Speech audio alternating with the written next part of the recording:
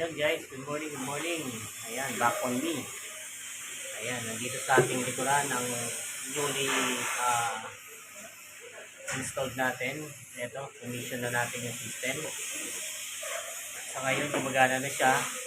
Naka full off grid muna tayo.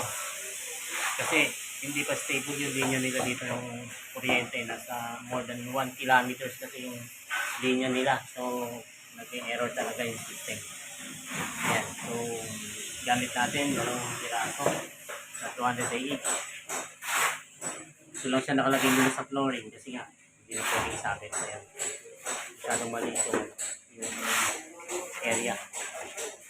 Ayan guys, yung ginagamit na nila ngayon kasi kahit slider hindi mo pagana ng ng Meralco. So ngayon lahat ng nila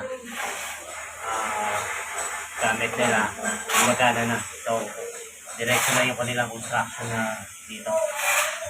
Ayan. Okay guys, ayun. Thanks nga pala kay Sir Energy. Ayan. Thank you MJR. Ayan. Mga boss natin. Ito na yung ating final output ng system. Ayan. Okay guys, hanggang dito lang and thank you.